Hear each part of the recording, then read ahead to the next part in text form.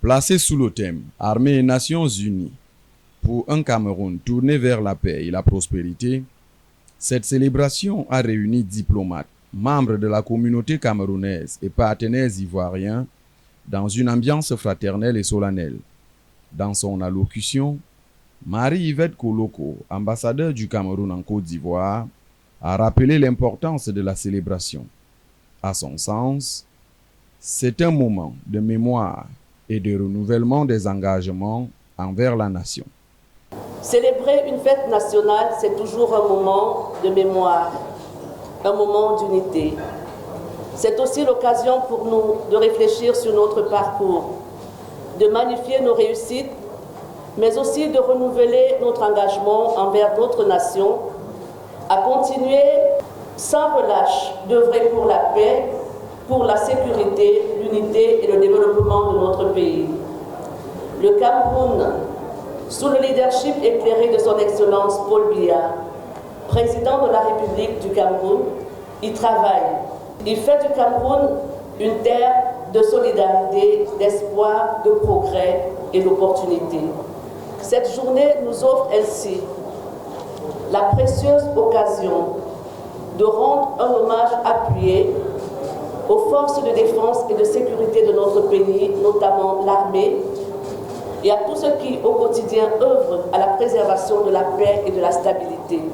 En outre, la diplomate a rendu un hommage appuyé aux forces de défense et de sécurité camerounaises pour leur rôle dans la préservation et la stabilité du pays, malgré les défis sécuritaires, économiques et sociaux.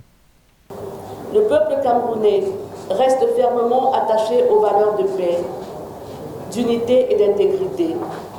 Au quotidien, il œuvre à la défense de sa souveraineté, à préserver l'unité nationale et à combattre toutes les formes de violence en dépit des nombreux défis qui sont les siens. L'ambassadeur a également mis en lumière le renforcement des relations bilatérales entre le Cameroun et la Côte d'Ivoire, saluant les récents échanges économiques et politiques. Elle a notamment évoqué la participation du Premier ministre camerounais, Joseph Dion Ngouté, à l'Africa CEO Forum à Abidjan en mai 2025, ainsi que les nombreux forums économiques ayant réuni les secteurs privés et publics des deux pays. Le Cameroun est devenu l'une des destinations privilégiées des investisseurs ivoiriens. Un quart des investissements directs étrangers au Cameroun provient de la Côte d'Ivoire. L'accord d'exemption de visa pour les passeports diplomatiques et de services en cours de finalisation a également été salué comme une avancée majeure dans le sens de la facilitation des échanges humains et économiques.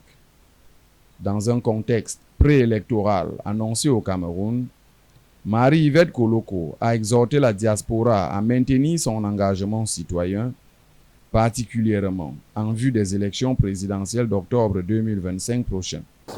Dans le cadre de la préparation des élections présidentielles à venir au Cameroun, prévues en octobre 2025 prochain, qu'il me soit permis de saluer l'attitude citoyenne de la diaspora camerounaise locale. Je l'exhorte à renforcer cette attitude citoyenne compte tenu des enjeux et du contexte national et international.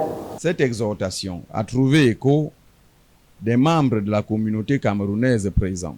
De son côté, le président de l'association des ressortissants du Cameroun en Côte d'Ivoire, Blaise Ntondo, a témoigné de la cohésion au sein de la diaspora. Les Camerounais ici en Côte d'Ivoire, nous vivons en paix.